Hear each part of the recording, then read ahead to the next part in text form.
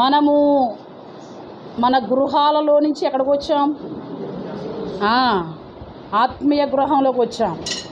ఇన్ని రోజులు ఈ వారము శరీరాహాన్ని పూజిస్తూ శరీరాహారం ద్వారా నీ శరీరాన్ని బలపరుచుకుంటూ శరీరాహారము ద్వారా నీవు నీ యొక్క ఓపికను ఇంకా కొంచెం పెంచుకుంటూ రకరకాల ఐటమ్స్తో తింటూ అది తింటే బాగుంటుంది, ఇది తింటే బాగుంటుంది, బాదం తింటే బాగుంటుంది, పిస్తా తింటే బాగుంటుంది అని అనుకుంటున్నావు. అనుకుని బలం కొరకు ఎన్నో ప్రయత్నాలు చేస్తున్నావు. అంతా బలమైన ఫుడ్డే తినాలి, అన్ని క్యాలరీసే ఉండాలి. ఎందులో తిండిలో అంత ఫుల్ కాలుష్యం ఉండాలి. ఎందులో? తిండిలో. బత్తిలో అమ్మో కాలుష్యం ఉండకూడదు, బత్తిలో క్యాలరీస్ ఉండకూడదు. మనం ఇప్పుడు ఎక్కడికి వచ్చాము అంటే ఆత్మాహారాన్ని పూజించడానికి వచ్చాం. Full calories. హల్లెలూయా. ఇప్పుడు ఫుల్గా నువ్వు తినాలి. ఈ వారమంతా నువ్వు దాన్ని జ్ఞాపకం చేసుకుంటూ నెమరు వేసుకుంటూ ఆ యొక్క వాక్యంలోనే నువ్వు నిలిచి ఆయన యందు నిలిచి ఆయనలో నిలిచి బహుగా బహుగా బహుగా ఫలించి మళ్ళీ క్యాలరీస్ కోసం ఏం చేయాలి? మళ్ళీ ఆత్మీయమైన ఆహారం కొరకు రావాలి. ఇక్కడ భుజించి వెళ్ళిపోయి మనం ఏమాత్రము కూడా మళ్ళీ శరీరాహారం కోసమే ప్రయత్నం చేసి ఆత్మీయమైన ఆహారం కొరకు మనం ప్రయత్నాలు చేయకపోతే మనలో జీవం ఉండదు. ఏముండదు? జీవం ఉండదు. ఇక ఇప్పటికే మారుతున్న క్రైస్తవుల కంటే పాడవుతున్న క్రైస్తవులే ఎక్కువ కనబడుతున్నారు. ఎలా కనబడుతున్నారు? ఇది వరకు ఫలో ఫలో ఫలో ఫలో అని వచ్చేసేవాళ్ళు. ఇప్పుడు లేదు, ఇప్పుడు అది ఆగిపోతుంది. ఎందుకు అలా ఆగిపోతుందని బైబిల్ కూడా చెప్తుంది. మారిన వాళ్ళే సాతానులా ఉంటారని, మారిన వాళ్ళే పాడు చేస్తారని వాక్యములో నుంచే మనం మాట్లాడుకోవాలి. బయట మాటలు కానీ కుటుంబ మాటలు కానీ ఏదో కిట్టలేదని చెప్పుకోవడం కానీ ఎవరి గురించో నచ్చలేదని చెప్పుకోవడం కానీ మనం ఎవరూ మాట్లాడకూడదు. మనం నోరు తెరిస్తే వాక్యాధారం. స్తోత్రం. దేనికైనా మన వాక్యాధారాన్ని చూసుకుని మాత్రమే మనం మాట్లాడాలి. ఇక కాలం కొంచెం ఉందని దుష్టుడైన అపవాదిగాడికి తెలిసి తను ఎంతో నమ్మకంగా చేస్తుంది. మరి నువ్వు చేయలేవా? చెరిపే పనే పుష్కలంగా అది చేస్తుంటే కట్టే పని నువ్వు చేయలేవా? నమ్మాను అంటూ, రక్షింపబడ్డాను అంటూ, ఆత్మీయ ఆహారాన్ని పూజిస్తూ, ప్రతినిత్యము ప్రార్థనలో గడుపుతూ, దేవునితో సత్సంబంధంగా కలిగి జీవిస్తూ పాడవుతున్న వారిని చూసి మరి వాళ్ళు ఎంత కష్టపడుతున్నారో నీవు కూడా అంత కష్టపడాలి. దేనికోసం? బాగు చేయడం కోసం. దేవుని యొక్క ఉద్దేశము కుటుంబాలుగా రావాలని. సాతానుగాడి ఉద్దేశము కుటుంబంలో ఎవరో ఒకరే వెళ్ళాలి కానీ కుటుంబముగా వెళ్ళకూడదని. ఇప్పుడు నువ్వు కుటుంబంగా వస్తే దేవుని యొక్క ఆజ్ఞను నెరవేర్చేదానివి. నువ్వు కుటుంబముగా రాకుండా ఉంటే సాతానికి నీ ఇంటిలో పాలిభాగం ఉంది. ఎందులో పాలిభాగం ఉంది? మరి ఇంట్లో పాలిభాగం ఉంది. నీ వచ్చావు, వాళ్ళని పట్టుకుంటుంది. ఎవరిని పట్టుకుంటుంది? అది రాని వారిని పట్టుకుంటుంది. రాని వారిని పట్టుకుని శాంతి లేకుండా, రాని వారిని పట్టుకుని సమాధానం లేకుండా, రాని వారిని పట్టుకుని నెమ్మది లేకుండా చేస్తుంది. నువ్వు ఇక్కడికి వచ్చి ప్రభువా ప్రభువా ప్రభు అని ప్రార్థిస్తావు. నువ్వు ఎంతగా ప్రార్థిస్తావో అన్ని సమస్యలు రాని వారి ద్వారా. ఎవరి ద్వారా? ఎక్కడికి రాని ద్వారా? ఎక్కడికి రాని వారి ద్వారా అండి? మందిరానికి రాని వారి ద్వారా సమస్యలు. భర్త రావడం లేదా సమస్యలు, భార్య రావడం లేదా సమస్యలు, లేక బిడ్డలు రావడం లేదా సమస్యలు. ఎక్కడికి రాకపోతే అదే మందిరంలోకి వస్తే మనం ఎలా అయిపోతాం? రూపాంతరపరచబడతాం. మనం మార్చగలుగుతాం. మనకు కొన్ని లిమిట్స్ ఉంటాయి, మనకు అప్పుడు కొన్ని హద్దులు ఉంటాయి. హద్దు దాటిపోము. కొంత మనకి మనమే షరతు పెట్టుకుంటాం, ఈ దారి గుండగా మనం వెళ్ళకూడదు అని. వాక్యాన్ని వినే నేర్చుకోవాలి. ఏ అనుభవంలోని నుంచి కూడా మనం ఎవరిని చూసి మనం నేర్చుకోలేం. పోయినసారి మీకు చెప్పాను, సాక్ష్యం చెప్తుంది ఒక సోదరి. ఆ సోదరిని చాలా గొప్పగా పొగిడారు. ఈ లోపల ప్రార్థనా కూటం నుంచి శంకర్ గారు ఫోన్ చేశారని నేను బయటకు వచ్చాను. వాళ్ళ అబ్బాయిని తీసుకుని వచ్చిన తర్వాత ఇక్కడ మేము లేము కదండి. ఆ ప్రార్థన స్టోరీ చెప్తున్నా నేను. ఈ ఫోన్ తీసుకుని వచ్చి, అయ్యా మేము వచ్చేస్తాము, మేము వచ్చినప్పటికీ మీకు ఫోన్ చేస్తున్నప్పుడు మీరు రండి అంటే, లేదండి నేనే ఫోన్ చేసి కనుక్కుని వచ్చేస్తాను అని అంటే, మేము అక్కడ ఆ రోజు ప్రార్థనలో ఉన్నాం. ఆ ఫోన్ కాల్ వచ్చినప్పటికీ ఒక సాక్ష్యం చెప్తుంది. ఒక తల్లి, బంగారు తల్లి ప్రార్థన చేస్తుందో తెలీదు, సాక్ష్యం చెప్తుందో తెలీదు. ఈ నేను లోపలికి వస్తే ఏం చెప్తున్నారు వాళ్ళు? సాక్ష్యం చెప్పమని ఇచ్చారా, ప్రార్థన చేయమని ఇచ్చారా అన్నారు. ఎవరిని అడిగారు? అడగ్గా నన్నే. ఆ లోపలికి వెళ్ళానేమో నన్నే.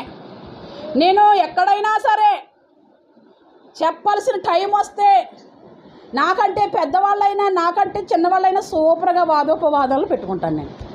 ఆ వాదోపవాదంలో గెలుపు నాదే. స్తోత్రం. అమ్మో, ఓడిపోవడానికైతే కుదరదే. ఓటమి సమస్య లేదు, ఓటమి సమస్య లేదు. ఏమనుకుంటుంది, ఎంత సీరియస్గా చెప్తుంది ఏంటి ఫోన్ మాట్లాడుతూ కూడా? అదేనమ్మా 52 సంవత్సరాలు 55 సంవత్సరాల అనుభవం అదే. క్రైస్తవ జీవితంలో అనుభవం అదే. ప్రార్థన అంటే ఏంటో తెలీదు, సాక్ష్యం అంటే ఏంటో తెలీదు. ఆమె కోసం తర్వాత లెగిసిన వాళ్ళందరూ కాపర్ల వాళ్ళలాగా పొగడరామని. ఎవరికి? సాక్ష్యం చెప్పడం రాని ఆమెకి. సాక్ష్యం అంటూ ఏంటి? దేవుడు నిన్ను ఎట్లా దీవించాడు, దేవుడు నిన్ను ఎట్లా ఆశీర్వదించాడు, ఈరోజు ఈ స్థితికి ఏ స్థితి నుంచి నిన్ను లేపాడు. మేడ మీద మేడ కట్టుకున్నావు ఓకే, శుభ్రంగా అన్ని సోఫాలు వేసుకున్నావు ఓకే, ఏసీ పెట్టుకున్నావు ఓకే, శుభ్రంగా టైల్స్ వేసుకున్నావు ఓకే, ఇల్లంతటికి ఆల్టెక్ చేసుకున్నావు ఓకే, అందరూ వస్తే మా ఇల్లు చూస్తారు అని ఒక ప్రార్థన పెట్టుకున్నావు ఇంకా ఓకే, అన్నీ చేసుకున్నా బాగానే ఉంది కానీ నీకు సాక్ష్యం చెప్పడం రాదు. అది నీ అనుభవం. ఏ కాలం నుంచి నువ్వు అంటే నీకు సాక్ష్యం ఏంటో తెలీదు, ప్రార్థన అంటే తెలీదు. సాక్ష్యానికి వచ్చి ప్రార్థన చేస్తారు, ప్రార్థనకు వచ్చి సాక్ష్యం చెప్తారు. అబ్బో రివర్స్, వాళ్ళనే చూడొద్దంటుంది బైబిల్. వాళ్ళని చూస్తే సాక్ష్యం చెప్పలేని సంఘంలో వారి అనుభవాన్ని బట్టి సాక్ష్యం చెప్పడం రాని వాళ్ళు నీకేం నేర్పుతారు? సంఘంలో ఇన్ని సంవత్సరాల వయసు పెట్టుకుని ప్రార్థన చేయడం రాని వయసు కలిగిన వారు నీకు ఏం నేర్పిస్తారు? అర్థమవుతుందా? మరి నువ్వు ఎవరిని చూడాలి?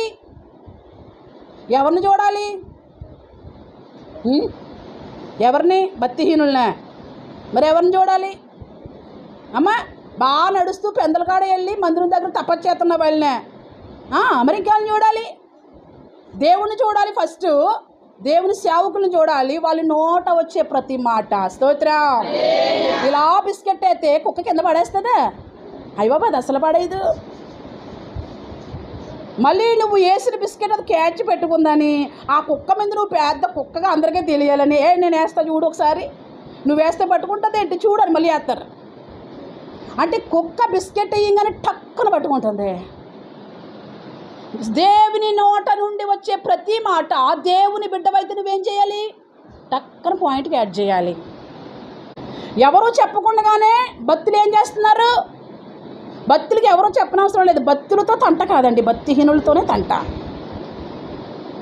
మనం అన్నీ చూసుకోవాలి. మనము దేవుని కుటుంబాన్ని సంఘాన్ని కట్టామనుకో దేవుడు మన ఇల్లు కడతాడు. సంఘ అవసరాలు తీర్చామనుకో దేవుడు మన ఇంటి అవసరాలు తీరుస్తాడు. కాస్త ఆమెకు చైరేయండి, శరంను బట్టి దేవుని స్తోత్రం చైరేయండి. కునికి నిద్రించేదవా, ప్రార్థన చేయుట మానేదవా, పాటలు ప్రభువు వస్తే నీ గతి మగులు. కునికి ప్రార్థన చేయుట మానేదవా, పాటలు ప్రభువు వస్తే నీ గతి మగును. హల్లెలూయా. నాకు పాలెండని నువ్వు ఆగిపోతే నీ గతి ఏమవును? నాకు సహకరించట్లేదు ఆరోగ్యం అని మానేస్తే నీ గతి ఏమవును? ఆ టైంలో ప్రభు వస్తే. హల్లెలూయా. ఆదివారం వచ్చినప్పటికీ సైతాను ఎట్లా ఆపాలా? డిస్టర్బెన్స్, మీకు మీ పరమైన డిస్టర్బెన్స్, నాకు మైండ్ వాక్యం మీదకి వెళ్ళకుండా డిస్టర్బెన్స్. ఎప్పుడు మరి పోరాటం భక్తులతో కాండి. అది అందుకు మనం ఏం చేయాలి? బాలేకపోయినా ఓపిక లేకపోయినా ఓపిక నశించినా అమ్మా నిరాశలే నన్ను తరిమినా అయినా పొంగి పొంగి పొంగి పొంగి పొర్లుచున్నది. ఓపిక లేకపోయినా నీరసకెళ్ళిపోయిన నా శరీరం నీ మీద ప్రేమ పొంగి పొంగిపోతుందయ్యా. అందుకే బాలేపైన వచ్చేసానయ్యా, ఇక నీ ఇష్టం. మరి బాలేపైన నిలబడ్డానయ్యా, ఇక నీ ఇష్టం. మరి బాలేపైన పాడుతున్నానయ్యా, ఇక నీ ఇష్టం. మరి ఏం చేస్తావో నీ ఇష్టం. హల్లెలూయా. ఏదైనా నీ ఇష్టమే, ఏదైనా నీ ఇష్టమే ప్రభువా అని మనం గుర్తించాలి. ఆత్మ సంబంధమైన మనుషులను, శరీర సంబంధమైన మనుషులను గుర్తించే వయసుకు రావాలి మనం. సంఘము ఆ వయసుకు రావాలి. హల్లెలూయా. గుర్తింపు లేకపోతే కష్టం బిడ్డ. బైబిల్ చెప్తుంది సేవకుని యొక్క క్రమశిక్షణ జీవితము. బోధిస్తున్నప్పుడు చెప్తున్నాము, సేవకుడు అనేవాడు ఎట్లా ఉంటాడు అనేది వింటున్నప్పుడు కూడా మీరేం చేయాలి? అలానే నేర్చుకుని అలానే పాటిస్తూ సాగిపోతూ ఉండాలి. స్తోత్రం. అంతేగాని ఎవరిది వాళ్ళు చేసుకోండి, మేము ఎట్లానే ఉంటాము, బోధ కాంచేపు వినేసి వెళ్ళిపోతాము అంటే మాత్రం కష్టం. టైము ఇప్పటికే అందరూ డిస్టర్బ్ అయిపోయారు, అందరూ కలుషితం అయిపోయారు. ఎక్కడో 100కి 1,000కి భక్తులు మాత్రం మిగులున్నారు. మనము కదలకుండా ఉండాలి. స్తోత్రం.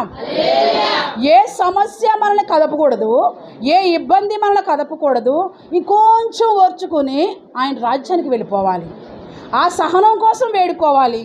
ఆ సహనం కొరకు శక్తిని ప్రభు అనాలి. ఆ సహనం కొరకు నాకు బలాన్ని ప్రభు అని అనాలి. అనేక మంది చెడిపోతున్న వారు కనబడుస్తున్నప్పుడు మనమే నడుం కట్టుకోవాలి. స్తోత్రం. మన నడుం బిగించుకోవాలి. ఎలా బిగించుకోవాలి? మనస్సు అని నడుం బిగించుకోవాలి. సంఘం ఏం చేయాలి బిడ్డలారా? మనస్సు అని నడుం బిగించుకుని నిబ్బరమైన బుద్ధి కలిగి ఉండాలి. బుద్ధి కలిగి ఉండాలి, జ్ఞానం కలిగి ఉండాలి. మనసు కట్టుకోవడమే కాదు, నడుం కట్టుకోవడమే కాదు. అంటే ఏంటంటే పికప్ చేసుకోవాలి. లూజ్ ప్యాంట్ అనుకోండి ఏమవుతుంది? లూజ్ ప్యాంట్ అనుకోండి ఏమవుతుంది? జారిపోతుందని ఏం పెట్టుకుంటాడు? బెల్ట్ పెట్టుకుంటాడు. ఎందుకు? ఫిట్గా ఉంటుందని కదా, ఇంకా జారిపోదనని. మరి నువ్వు సారీ కట్టుకున్నప్పుడు లూజ్గా కట్టుకున్నావు అనుకో, అమ్మో జారిపోద్దని అని బిగించేస్తావు. ఎందుకని? చాలా ఫిట్గా ఉండాలి. 4 o'clock వరకు కదలకూడదు, మెదలకూడదు, ఎక్కడా జారకూడదు కదా. ఇప్పుడు భక్తిలో కూడా ఎక్కడ జారకూడదు, ఎక్కడ పడకూడదు, చాలా స్ట్రాంగ్గా ఉండాలి. ఇప్పుడు అంటే మనస్సు అనే నడుము కట్టుకోవాలట. నిబ్బరమైన బుద్ధి కలిగి ఉండాలంట. క్రీస్తు ప్రత్యక్షత కొరకు ఎదురు చూడాలంట. ఆయన ఇచ్చే బహుమానము కొరకు ఎదురు చూడాలంట. కృపతో ఆయన నాకు ఏం తీసుకొస్తాడు, నాకు ఏ బహుమానాన్ని ఇస్తాడు, ఏ బిరుదిస్తాడు, నాకు ఏ ఘనతనిస్తాడు, నాకు ఎలాంటి ధన్యతనిస్తాడని సంఘము ఏమవ్వాలి? ఎదురు చూపులు చూస్తూ ఉండాలంట. ఎందుకు అలాంటి ఎదురు చూపు చూడాలి అంటే ఆయన పరిశుద్ధుడు, ఆయన బహుమానంతో వస్తున్నవాడు. చాలామంది పాడు చేయాలని వినయము లేకుండా, వాక్యం అంటది కదా, విధేయత కలిగిన పిల్లలారా, ఏంటి? విధేయత కలిగిన పిల్లలారా పూర్వపు ఆజ్ఞలను అనుసరించకండి. మీరు ఎప్పుడు సంఘ పిల్లలారా విధేయత కలిగి ఉండాలి. పూర్వం ఉన్న ఆజ్ఞలు ఉంటాయే, మీ తాత ఆజ్ఞ, మీ మామ ఆజ్ఞ. పూర్వపు భక్తులు కాదు. పూర్వపు భక్తులు క్రీస్తుని పోలి నడుచుకున్నారు. వాళ్ళు క్రీస్తులా చనిపోయారు. క్రీస్తు సారూప్యంలోకి వాళ్ళు వచ్చారు. ఇప్పుడు పూర్వం ఉంటారే కొంతమంది, తాత మామలు ముత్తాతలు ఉంటారే, వాళ్ళని పోలి నడుచుకోకు. వాళ్ళు ఎక్కడికైనా పో అంటారు. వాళ్ళకి భయం లేదు, వాళ్ళకి భక్తి లేదు. అట్లా ఉంటే నువ్వు నశించిపోతావు. నేను పరిశుద్ధుని కనుక నువ్వు పూర్వం ఉన్న మనుషులను చూడక నువ్వు నన్ను చూస్తూ నా వలె నడుచుకోవాలని వాక్యము సెలవిస్తూ ఉంది. ఇంకా ఏమంటుందంటే పారంపర్యమైన వ్యర్థమైన ప్రవర్తన విడిచిపెట్టు. పితరుల యొక్క వ్యర్థమైన ప్రవర్తన విడిచిపెట్టు. నీ వ్యర్థమైన ప్రవర్తన అంతా విడిచిపెట్టాలి. ప్రభు బల్లలో పాలు పొందిన ప్రభు బిడ్డలారా, మీరందరూ ఏం విడిచిపెట్టాలి? వ్యర్థమైన ప్రవర్తన. వ్యర్థం, వేస్ట్. తిన్నదాన్ని వేస్ట్ పంపించేస్తుందా? ఎంత తింటావు అంత నీకు బాడీకి పడదు. మరి కొంత వేస్ట్ ఉంటుంది కదా, ఆ వేస్ట్ని విడిచిపెడుతున్నారా? అది వేస్ట్ విడిచిపెట్టకపోతే నీకు నష్టం కదా మరి కదా. అలాగే భక్తిలో కూడా కొన్ని ఉంటాయి విడిచిపెట్టవలసినవి, అవన్నీ విడిచిపెట్టాలి. భక్తిహీనమైన వాటిని అన్నిటిని విడిచిపెట్టాలి. పారంపర్యమైన మీ వ్యర్థమైన జీవితము, వ్యర్థమైన భక్తి జీవితాన్ని విడిచిపెట్టాలి. ఎప్పుడు? ఈ చివరి దినాల్లో వ్యర్థమైన ప్రతీది విడిచిపెడితే అప్పుడు ఆయన కొరకు మనం ఎదురు చూస్తూ ఉంటే ఆయన కృపతో పట్టుకుని వస్తున్నాడట బహుమానము. ఎవరైతే మనసు నిలుపుకొని, ఎవరైతే నిబ్రమైన మనసు కలిగి ఉంటారో, ఎవరైతే నిరీక్షణతో ఉంటారో వాళ్ళు కొరకు బహుమానం పట్టుకుని ఆయన వస్తూ ఉన్నాడంట. ఆయన అంటాడు కదా, వెండి ద్వారా నువ్వు కొనబడలేదు, బంగారం ద్వారా కూడా నువ్వు కొనబడలేదు. మరి ఎలా కొనబడ్డావు? వెండి ద్వారా నువ్వు కొనబడలేదు, మీ మామ ద్వారా నువ్వు విమోచించబడలేదు, మీ తాత ద్వారా నువ్వు విమోచింపబడలేదు, నీ ఇంటి వారి ద్వారా నీకు విమోచన రాలేదు, నీ ఇంటి వారి ద్వారా నీకు రక్షణ రాలేదు. మరి ఇంకెలా వచ్చింది రక్షణ? అమూల్యమైన రక్తం, స్తోత్రం, నిర్దోషమైన రక్తం, నిష్కల్మషమైన రక్తం, పరిశుద్ధమైన రక్తం నీ కొరకు చిందించబడింది. అందుకు నువ్వు ఎవరిని చూడకూడదు. అమ్మా, నువ్వు నా కోసం ఏం ప్రాణం పెట్టలేదు, ఇలా అక్రమమైన భక్తి నాకు నేర్పిస్తున్నావు. నాన్న, నువ్వు నా కోసం ఏం ప్రాణం పెట్టలేదు, భక్తిలో నువ్వు రాజీ పడిపోతున్నావు. భక్తి కాడకొస్తే నేను రాజీ పడను నాన్న, ఎక్కడికి వస్తే భక్తి కాడకొస్తే నేను రాజీ పడను నాన్న అని పిల్లలు ఏం చేయాలి? భక్తిహీనుడైన తల్లిదండ్రులకు నేర్పించాలి. ఒకేలా అనుభూతులు ఉన్న తాత మామ కనిపిస్తూ ఉంటారు. వాళ్ళేంటి, వాళ్ళు ఆ దినము సమీపించే కొలది భక్తి ఎక్కువ అవ్వాలంటుందా, భక్తి తక్కువ అవ్వాలంటుందా? భక్తి ఎక్కువే కదా, ప్రార్థన ఎక్కువ అవ్వాలా తక్కువ అవ్వాలా? సహవాసం ఎక్కువ అవ్వాలా తక్కువ అవ్వాలా? మరి సైతాను సహవాసం ఎక్కువైపోతుందని, ఆ దినము సమీపించే కొలది సహవాసం ఎక్కువైపోతుందని, వద్దు సహవాసం, అంత సహవాసం వద్దు. రోజు తింటే బాగుంటుందా? వారానికి 2 సార్లు తింటే బాగుంటుందా? రోజు తిన్నవాళ్ళు బువ్వ ఎంతమంది ఉన్నారు? వారానికి 2 సార్లు తిన్నవాళ్ళు ఎంతమంది ఉన్నారు? చేయి పైకి ఎత్తండి. రోజు తిన్నవాళ్ళు, అయ్య బాబోయ్, రోజు తిన్నవాళ్ళు నాకు తినట్లేదంట, రోజు తినట్లేదంట బువ్వ, డైట్ చేస్తుందేమో. వారానికి 2 సార్లు తిన్నవాళ్ళు వారానికి 2 సార్లు పోతుంటారా? అయ్యో, ఆమె ఎత్తేసే అమ్మ, ఆత్మీయ ఆహారం కోసం మాట్లాడుతున్నారా? నేను శరీరాహారం కోసం మాట్లాడుతున్నా. మళ్ళీ పోటీ వచ్చేది మన దగ్గర నుంచి. శరీరాహారము రోజు తింటున్నారా, లేదా వారానికి 2 సార్లు తింటున్నారా? ఇప్పుడు బాగా అర్థమవుతుంది. రోజు తింటున్నారా? రే, తినకపోతే వారానికి 2 సార్లు తింటే ఏమంటావు? నువ్వు పాడైపోతావు, బక్క సిక్కిపోతావు, తర్వాత చచ్చిపోతావు. ఎన్ని రోజులు తింటే? 2 సార్లు తింటే, రోజు తింటే దుంపలా ఉంటావు. ఇప్పుడు చెప్పు, నీకు రోజు ప్రార్థన అవసరమేనా? ఎవరి కోసం? నీ కోసమే, నీ కుటుంబం కోసమే. ప్రభు అంటాడు కదా, ఏడుస్తూ ప్రార్థిస్తుంటే, అయ్యో నా ప్రభు నీకు ఇంత కష్టం వచ్చిందా, అయ్యో నా ప్రభు నీకు ఇంత బాధ వచ్చిందా, అయ్యో నా ప్రభు నీకు కష్టాలేంటి, అయ్యో మూర్ఖులైన వారులారా నా ప్రభుని సిలువ వేస్తున్నారే అని తల్లులు ఏడుస్తూ ఉంటే, అమ్మా బాధలో, ఆ కష్టాల్లో పక్క నలుగురు పొడుస్తూ ఉంటే, నలుగురు నిందిస్తూ ఉంటే ఆయన ఏమన్నాడు? అమ్మా, నా కోసం ఏడవ మాకు. ఎవరి కోసం ఏడవ మాకు? నేను అందుకే వచ్చాను. నా కోసం ఏడవకు, నీ కోసము. నువ్వు రోజు ప్రార్థన ఎందుకు చెప్పు? రోజు ప్రార్థన ఎందుకు? మీకోసం, మీ పిల్లల కోసమే. హృదయమాయే హృదయమా, ఉదయమాయే హృదయమా, ప్రభు యేసుని ప్రార్థించవే. ఎందుకు ప్రార్థించాలి ప్రభు యేసుని? పదిలముగా నిన్ను వదలకుండా పడక నుంచి లేపాడు. వదిలేసి ఉంటే ఎట్లు వచ్చితిమో ఈ లోకమునకు, ఆపండి ఆపండి అంటారా? అనరు. వెళ్ళిపోతున్నాడు అంటారు. పదిలముగా నిన్ను వదలకపోతే నీ పరిస్థితి ఏంటి? ఎక్కడుంటావు? మంచం మీద. ఎక్కడుంటావు? కిచెన్లోనే. ఎక్కడుంటావు? నీ ఇంట్లోనే. పదిలముగా నిన్ను లేపకపోతే నువ్వు ఎక్కడుంటావు? హలో, ఎక్కడుంటావు సంగమా? శ్మశానాల్లో ఉంటాం, ప్రేతాత్మలు ఉండే చోట ఉంటాం. మరి పదిలముగా నిన్ను లేపాడు కనుక ఉదయం అయ్యిందే హృదయమా ప్రార్థించు. నా బిడ్డలను లేపాడు నా దేవుడు, నా భర్తను లేపాడు నా దేవుడు, నన్ను లేపాడు నా దేవుడు. మమ్మల్ని ఆపలేదయ్యా. టీవీ ఆన్ చేస్తే చాలామంది చనిపోయారు, ఫోన్ పట్టుకుంటే చాలామంది చనిపోయారు, యాక్సిడెంట్లో చనిపోయారు, ఎట్లాగో చనిపోయారు. మేమైతే పదిలముగా మమ్మల్ని లేపావే హృదయమా ప్రార్థించు, హృదయమా దేవునికి ప్రార్థించు అని ఎవరు పాడుతున్నారు? ఎవరు ప్రార్థన చేస్తున్నాయి? మనుషులు కాదండి, పక్షులు. ఎవరో దాన్ని లేపండి వాక్యం ఏంటది? ఎవరో పిల్లల్ని ఎక్కడ పడితే అక్కడే పెట్టాను, చాలా క్రమంగా విన్నారని. వాడిని కూడా లేపండి, వాడు రాసేస్తున్నాడు ఏంటో.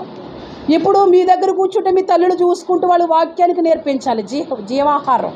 స్తోత్రం. శరీరాహం తిన్నప్పుడు రే నువ్వు కండతో పక్కనడేస్తున్నావు, శరీరాహం తిన్నప్పుడు రే నువ్వు పక్కనే వేస్తున్నావు. కొంత చిన్నప్పుడు ప్లేట్లోంచి అన్నం బయటకు వచ్చిందని నాకు చాలా చిరాకు, గిన్నె బయట వచ్చిందని నాకు చాలా చిరాకు. ఇంకా ఆ పెట్టుకున్నదంతా వెళ్ళాల్సిందే, ఎంత పెట్టుకున్నదంతా వెళ్ళాల్సిందే. ఇక్కడొకటి ఆ పంది తిండి మనకు నచ్చదు. సరిగ్గా తిను అంటాం కదా. ఈ జీవాహారం దగ్గరకు వచ్చేటప్పుడు కూడా మీ పిల్లల్ని మీరు అలౌ చేసుకుని, పాడుతుందో లేదో చూసుకుని, వాక్యం వింటుందో లేదో చూసుకుని వాక్యంతో పెంచండి. సమూయేలుకు వలె నీ బిడ్డలు మందిరంలో ఉండి పరిచర్య చేయకపోయినా వారానికి ఒకసారి వాక్యం అంటే వాళ్ళ ద్వారా నువ్వు సంతోషంగా ఉంటావు. పిల్లల ద్వారా చాలామంది ఏడుస్తున్నారు తెలుసా మీకు? పిల్లల ద్వారా తల్లులు ఏడుస్తున్నారు, పిల్లల ద్వారా తండ్రులు ఏడుస్తున్నారు. రేపు మన బ్రతుకు అలా ఉండకూడదంటే వాక్యం అనే పాలతో వాళ్ళు పెంచాలి. పెంచనంటే ఎట్లా కుదురుద్ది? ఈరోజు బాగానే ఉంటుంది, ఒక వయసు వస్తుంది, అప్పుడు ఏడుస్తున్నారా లేదా? ఎంతమంది ఏడ్చేటోళ్ళు ఉన్నారు? అందరూ ఏడ్చేటోళ్ళు నాకు తెలిసి కదా, ప్రతిరోజు ఏడ్చేటోళ్ళే. అదే సరిగ్గా పెంచుకుంటే ఏడుస్తామా? ఏడం వాళ్ళ ద్వారా నీకు ఘనత. ఆ అబ్బాయి ఎవరనుకుంటున్నారండి? ఆ అబ్బాయి ఎవరంటే వాళ్ళ అమ్మ పేరు చెప్పాలా, ఆ అబ్బాయి ఎవడంటే వాళ్ళ నాన్న పేరు చెప్పాలా. వాడు రేంజ్కి వెళ్ళిపోతుంటే పెరిగిపోయేది తండ్రిగా నీ పేరే, పెరిగిపోయేది తల్లిగా నీ పేరే. మనకు వారం స్పీచ్ ఇవ్వడానికి వెళ్ళిపోయాను నేను, అంత ఘనమైన వాక్యం చెప్పిన నాన్న రేంజ్ పెరిగిపోయింది. నాన్న కూతురు. స్తోత్రం. నీవే అనుకుంటే అంటే బిడ్డలు బాగుంటే ఎవరికి? తల్లిదండ్రులకండి. ఇప్పుడు మనకు అర్థం కావు. బాధపడినప్పుడు ఏడిస్తే ఎట్లా కుదురుతుంది? ఇప్పుడే ఏడవాలి. ఎక్కడి నుంచి వెళ్ళిపోయాను నేను? హృదయమా కాడి నుంచి వెళ్ళిపోయాను. హృదయమా కాడి. పక్షులు ప్రార్థిస్తున్నాయంట. తొలుత పక్షులు లేచినే తమ గూటి నుండి స్తుతించినే. ఏమని? పక్షుకున్న జ్ఞానం నీకుందా? తండ్రి నీవే దిక్కు. ఈరోజు ఎందుకు నీవే దిక్కు? ఎవడొకడు వస్తాడు, బాణం వేసి కొడతాడు, డామ్ పడిపోతా. వాడు ఎవడ చేతిలోకి వెళ్ళిపోకుండా నీవే దిక్కు. తండ్రి నీవే దిక్కు అని నీవు ప్రార్థించాలి. రోడ్ల మీద తిరుగుతావు, ఎక్కడెక్కడో ఊర్లకు వెళ్తావు, నీ వ్యాపారం కొరకు ప్రయాణం చేస్తావు, నీ వృత్తి కొరకు ప్రయాణం చేస్తావు, నిత్యము ప్రయాణాలు చేస్తూనే ఉంటావు. తండ్రి నీవే దిక్కు. స్తోత్రం. నేను ఎంత జాగ్రత్తగా వెళ్ళినా వచ్చేవాడు నన్ను కొట్టకుండా చూడు. స్తోత్రం. కొన్ని మార్లు నేనే కంట్రోల్ తప్పకుండా చూడు. పక్షులకున్న జ్ఞానము ఈరోజు మనకు లేదు. ప్రార్థన దినదినము పెంచుకోవాలి. ప్రార్థన సహవాసము దినదినము పంచుకోవాలి. ఆ దినము సమీపించకొలది మరి ఎక్కువ తక్కువ కాదు.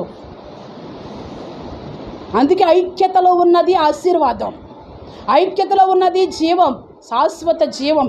ఐక్యతలో ఉన్నది అభిషేకం. ఐక్యతలో లేకపోతే ఏమీ రావు. ఐక్యతలో ఉంటేనే సమస్తం కూడా వస్తుంది. ఈరోజు ప్రభు బల్ల ఆరాధనలోకి వెళ్తున్న మనము దేవుడు మనకి ఏమి నేర్పిస్తున్నాడు, దేవుడు మనల్ని ఎట్లా ఉండమన్నాడు, ఏం తెలియపరుస్తున్నాడు అనేది మీకు ఈరోజు చెప్పాలని మీ ముందుకు వచ్చాను. చూడండి, పరిశుద్ధ బైబిల్ గ్రంథం నుండి 1 పేతురు పుస్తకము 1:13. కాబట్టి మీ మనస్సు అని నడుము కట్టుకుని శోధనలు వచ్చేటప్పుడు, కష్టాలు వచ్చేటప్పుడు, నిన్నెవరైనా వెనక్కి లాగేటప్పుడు, నీకు అడ్డు పెడుతుంటే, సహవాసానికి అడ్డు పెడుతుంటే, ప్రార్థనా జీవితానికి అడ్డు పెడుతుంటే నీ మనస్సు కట్టుకో. దేవుడు నీ కష్టాల్లో నీకు ఏం చేస్తాడో జ్ఞాపకం చేసుకో.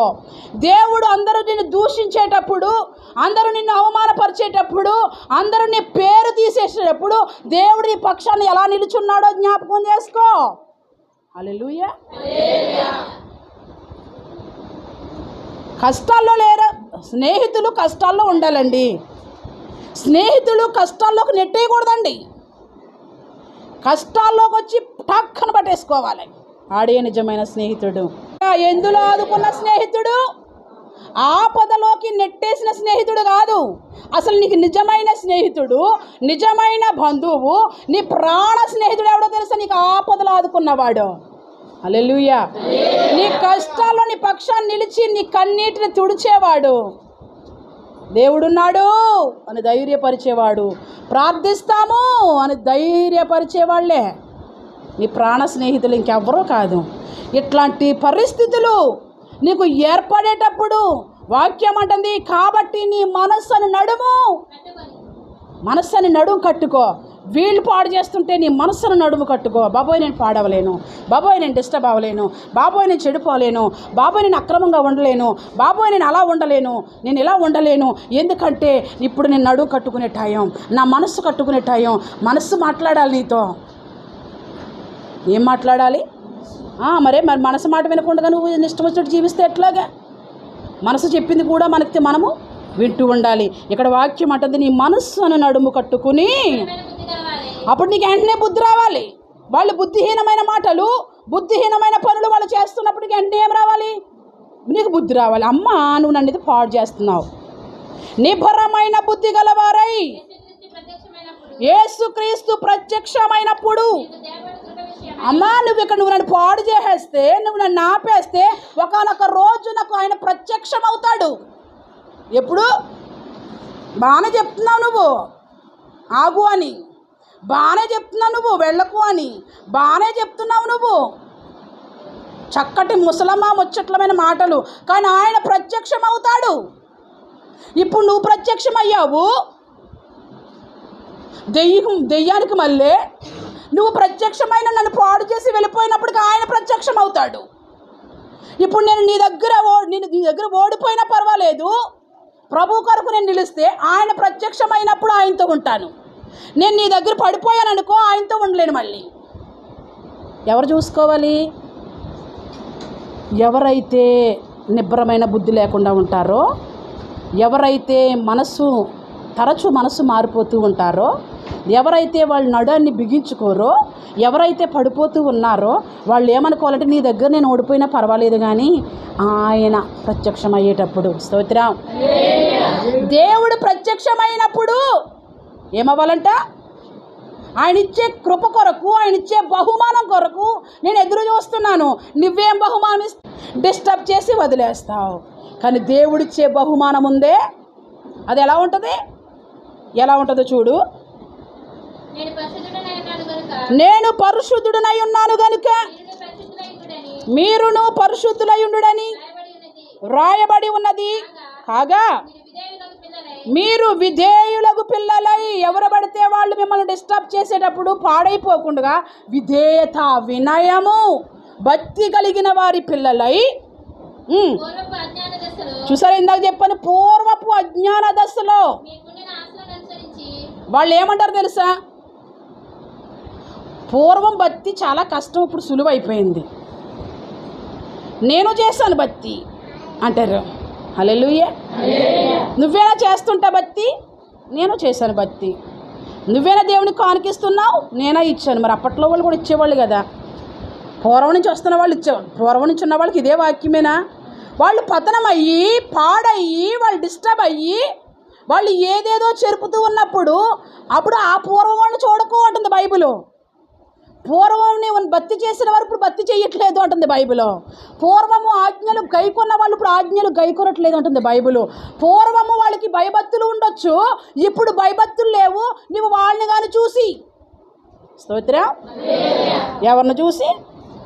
పూర్వం భక్తి చేస్తున్న వాడిని చూసి నువ్వు ఎక్కడైనా పాడవుతావేమో, నేను పరిశుద్ధుణ్ణి, నువ్వు ఏమాత్రము అపరిశుద్ధంగా ఉండడానికి వీర్లేదు. విధేయులైన పిల్లల్లా ఉండాలి, లోబడే పిల్లలా ఉండాలి, మర్యాద కలిగిన పిల్లలా ఉండాలి, భక్తి కలిగిన పిల్లవాడిలా ఉండాలి అని వాక్యము స్పష్టంగా సెలవు.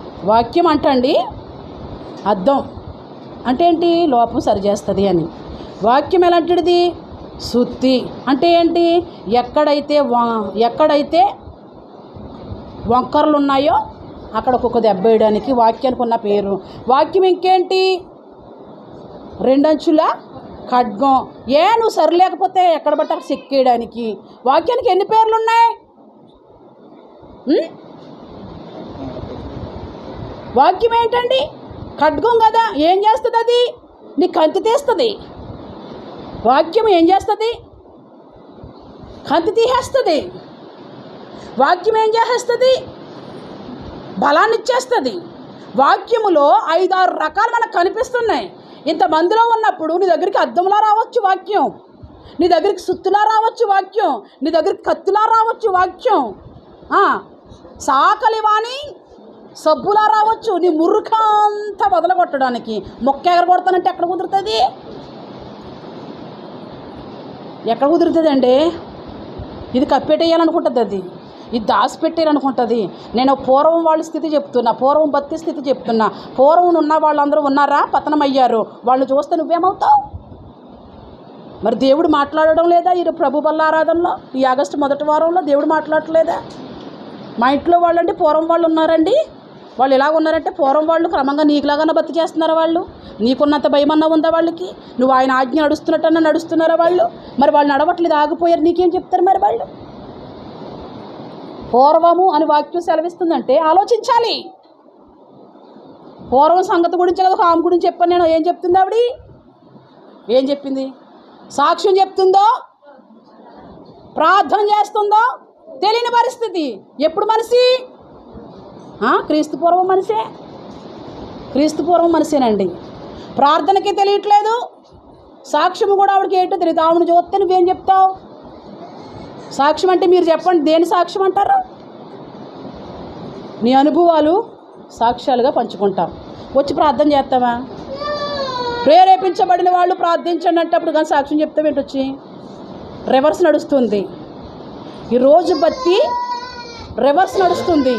ఈరోజు సంఘము రివర్స్ నడుస్తుంది. ఎవరిని బట్టి నడుస్తుందంటే బల్ల సంఘంలో ఉన్న వాళ్ళకే, బయట ఉన్న వాళ్ళకే. బల్ల రొట్టె విరిచినప్పుడు ఇచ్చేవాళ్ళకా, రొట్టె విరవడం అయిపోయిన తర్వాత వచ్చిన వాళ్ళకే. మరి బల్ల తీసుకునేటప్పుడు తీస్తేనే, లేకపోతే బల్ల ఏమాత్రం కూడా అడుగు దాటి బయటకు రావడానికి వీరలేదు. మరి దాన్ని దాచిపెట్టిస్తున్నామంటే ఏంటి? ఎవరిష్టమని? ఎవరిష్టం నెరవేరుస్తున్నావు? నీ ఇష్టం నెరవేరుస్తున్నావు. దానికి బైబిల్ యాక్సెప్ట్ చేస్తుందా? చేయదు. ఆ టైంలో వాళ్ళు భయంతో రావాలి. కొంతమంది ఫోన్ చేస్తారు, పరుగున వచ్చేస్తూ ఉంటారు. వాళ్ళు పని నిమిత్తం వెళ్ళిపోతూ ఉంటారు. ఆ టయానికి అటెండ్ అయిపోతారు. దాచిపెట్టించేది కాదు బల్ల. బల్ల విరిచే రొట్టె విరవబడే టైంలో ఉండడానికి బల్ల. ఈరోజు పూర్వం ఉన్న వాళ్ళు చూసి సేవకుడు పతనమవుతున్నాడు, సేవకుడు చూసి వచ్చిపోయే వాళ్ళు కూడా పతనమవుతున్నారు. అందుకే దేవునికి రోషం పెరిగిపోతుంది, అందుకే దేవునికి భారం పెరిగిపోతుంది. అయ్యో అట్లా ఉండడానికి వీరు లేదు. ఇది ఎవరి నడిపింపు? సాతాను యొక్క నడిపింపు. అందుకని మనం ఏం చేయాలో తెలుసు. ఇక్కడ వాక్యం ఏమంటుంది? కాగా మీరు విధేయులకు పిల్లలై. పిల్లలు ఎలాగ ఉండాలంట? పిల్లలంటే నీ కొడుకులు పుట్టిన పిల్లల కోసం చెప్పట్లేదు బైబిలు. రక్షణ పొంది, మారు మనసు పొంది, క్రీస్తు కొరకు నిలవబడతానని నీ యొక్క ముచ్చల్ లాంటి నోటితో మరణమైన, కరువైన, ఖడ్గమైన నీ ప్రేమించిన ఎవరు ఎడబాపరు, నేను నీతోనే ఉంటాను ప్రభు అని బుడింగను ములుగావు కదా. ప్రమాణం చేసి ప్రమాణ స్వీకారం చేసి మిలిగారా. అందుకని నువ్వు అలా బాప్తీసం తీసుకున్నందుకు నువ్వు ఎవరి పిల్లవయ్యావు? ఎవరి పిల్లోడు? మీ నాన్న ఎవరు? ఎవరైనా నీ మీదకి వచ్చారనుకో, మీ నాన్నకు చెప్పు. నాన్నకు చెప్పనా? ఎవరికి చెప్పు? ఎవరన్నా రేపుకమ్మా నీ మీదకి వచ్చారనుకో, నువ్వు మీ అమ్మకు చెప్పు. నాన్న ఆయనే మంచి నాన్న. స్తోత్రం. ఆ నాన్నకు చెప్పు. నీకు ఆయన నాన్న అయ్యాడు కనుక, ఆయన నీకు తండ్రి అయ్యాడు కనుక మీరు ఎలా ఉండాలంట? విధేయులైన పిల్లల్లాగే ఉండాలి కానీ పూర్వపు మనుషులను చూసి నడుచుకోకూడదు. పూర్వం భక్తి చేస్తున్న వాళ్ళని చూసి నడుచుకోకూడదు. అవన్నీ పగిలిపోయినాయి, అవన్నీ డ్యామేజ్ అయిపోయినాయి, అవన్నీ చిల్లి పడిపోయినాయి, వాటిలో అంతా వంకర వచ్చేసిందే. పిల్లలారా, స్తోత్రం. మీరు వాళ్ళని మాత్రం చూడకండి, మీరు విధేయులుగా ఉండాలి. స్తోత్రం.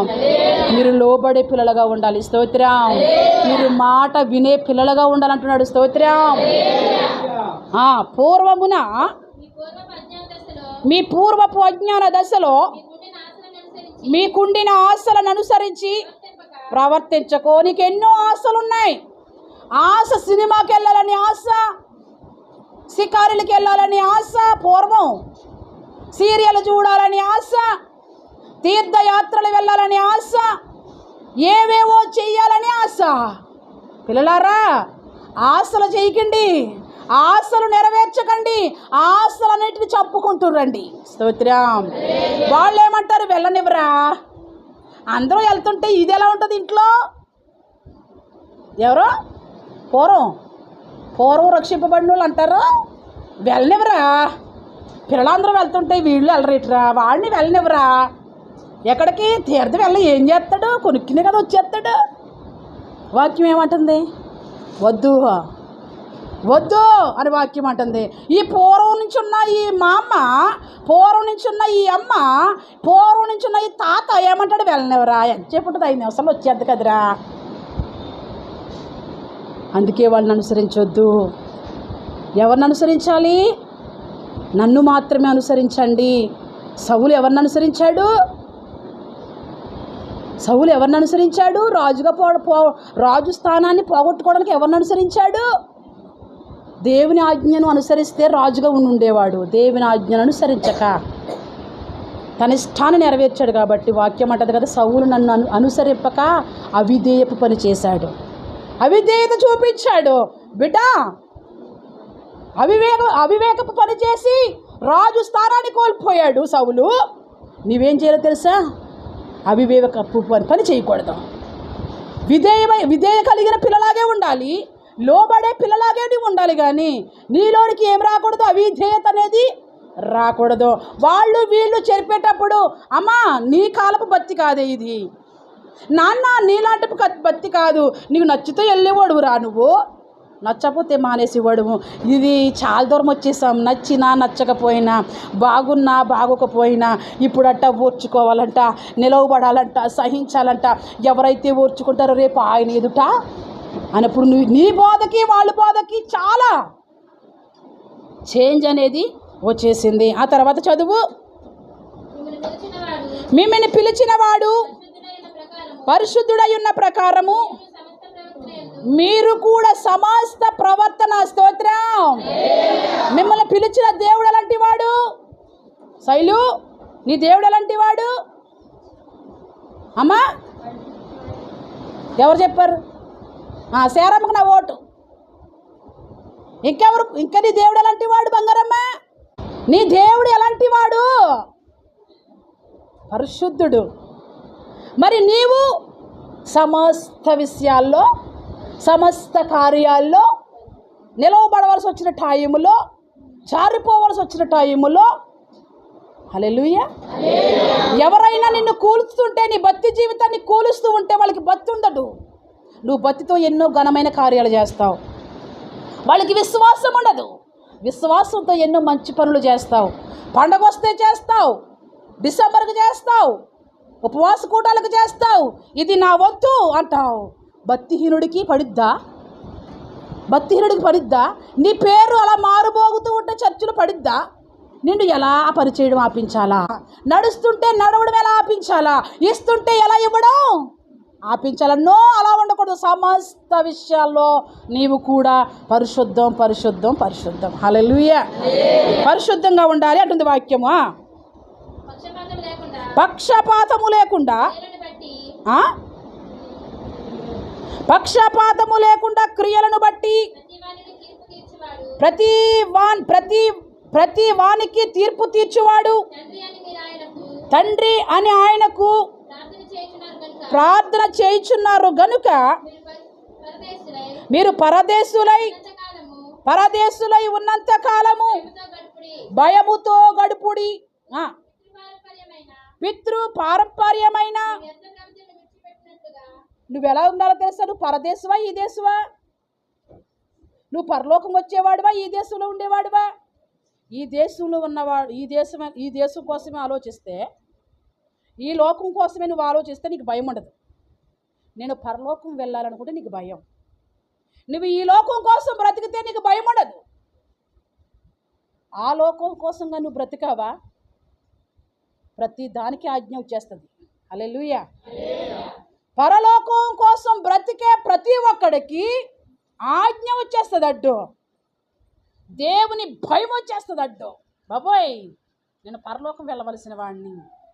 వాక్యం అంటుంది కదా, ఏమంటుంది వాక్యము? పరదేశులై ఉన్నంత కాలము భయంతో ఉండు, భయభక్తులతో ఉండు. నీకు పరలోకం కావాలంటే నీకు భయము అవసరము. ఆ దేశానికి వెళ్ళాలంటే భయము నీకు ఎంతో అవసరమని చెప్పి మీ తాత ముత్తాతలు నీకు ఆత్మకు రక్షణ తీసుకురాలేదు. మీ తాత ముత్తాతలు నీకు స్వస్థతను ఇవ్వలేదు. మీ తాత ముత్తాతలు నీ అవసరం తీర్చలేదు. మీ తాత ముత్తాతలు నిన్ను బాగు చేయలేదు. ఈరోజు నువ్వు తాత వల్ల, మామ వల్ల ఈ యొక్క ఉన్నతమైన స్థితిలో నువ్వు లేవు. ఎవరి వల్ల ఉన్నావు? మా తాత వల్ల, మా మామ వల్ల నేను ఇట్లా లేను. హల్లెలూయా. మరి ఎవరి వల్ల ఉన్నాను? అందుకు వాళ్ళ పద్ధతి, మా తాత పద్ధతి అది, మా మామ పద్ధతి అది, మా తాత ఆచారం అది. నో ఆచారం, నో పద్ధతి. నీ ఆచారం అంతా నీ దేవుడే, నీ ఆచారం అంతా నీ ప్రభునే, నీ ఆచారం అంతా నీ పరిశుద్ధ బైబిల్ గ్రంథమే. నీ గ్రంథాన్ని నువ్వు నవ్వులు మింగేసి ఎహెజ్కేలు ప్రవక్త నువ్వు మండుతూ ఉండాలి నిత్యం. ప్రజలందరికీ తెగుళ్ళు వచ్చాయట. ఇశ్రాయేలుకి తెగుళ్ళు వచ్చాయంట. తెగుళ్ళు వస్తే ఏమండి, ఒక వ్యక్తికి కోపం వచ్చిందంట. ఏ వ్యక్తి కోపం వచ్చింది పాస్టర్ గారు? ఫినెహాసుకి. హల్లెలూయా.